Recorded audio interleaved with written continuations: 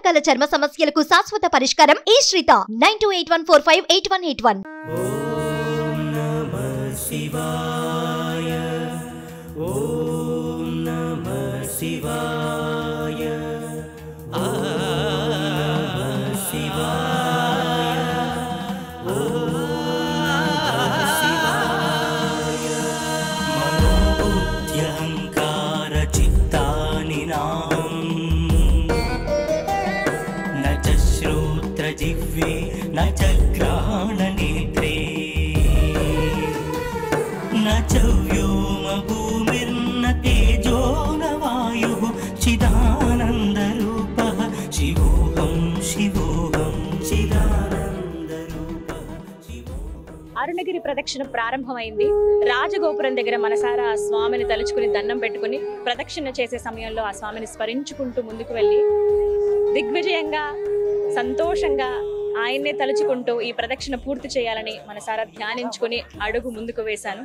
ఈ మధ్యలో అంటే మన ఈ ప్రయాణంలో మనకు ముందుగా దర్శనమిచ్చేటువంటి లింగం ఇంద్రలింగం. ప్రస్తుతం అక్కడే నేనున్నాను. ఇదిగో ఇంద్రలింగం. ఈ లోపలికి వెళ్ళాలి, కొంచెం దిగువ భాగంలో ఉంటుంది.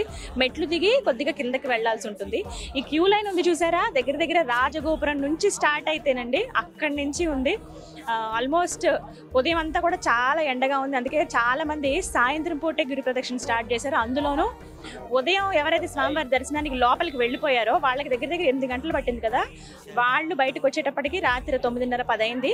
దర్శనం అయిపోయిన తర్వాత 10ంటికి స్టార్ట్ చేశారు చాలా మంది గిరి ప్రదక్షిణ. దగ్గర దగ్గర 2-3 లక్షల మంది ఉంటారండి. ఇది మాత్రం అతిశయోక్తి కాదు. కంటిన్యూగా వస్తూనే ఉన్నారు. ఆ ఫ్లోటింగ్ మనం చూస్తున్నాం. ఆ భక్తజనం ఎంత సంతోషంగా నడుచుకుంటూ వెళ్తున్నారు. ఈ ప్రయాణంలో మొట్టమొదటిగా మనం దర్శించుకునేది ఇంద్రలింగం. స్వయంగా ఆ ఇంద్రుడు ప్రతిష్ఠించిన లింగం కాబట్టి ఇంద్రలింగం అని చెప్తున్నారు. శివోహం చిదానంద రూపః శివోహం శివోహం.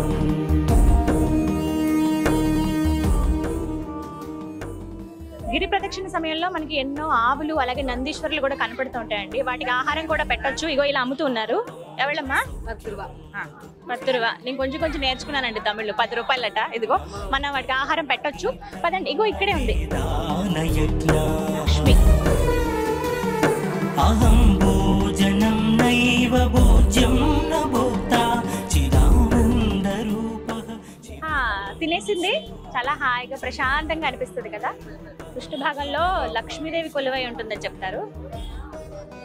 పాపం వీటికి ఆకలి అవుతుందేమో అలా వస్తూ ఉన్నాయి. ఇంకా చాలా కనిపిస్తాయి మనకి. నెమ్మదిగా అలా పెట్టుకుంటూ ముందుకు వెళ్ళిపోవచ్చు. చూడండి ఎంతమంది ప్రదక్షిణకి వెళ్తున్నారు. మృత్యుర్న శంఖాన నీ జాతి భేదః పితా నైవ మే నైవ మాతా న జన్మ.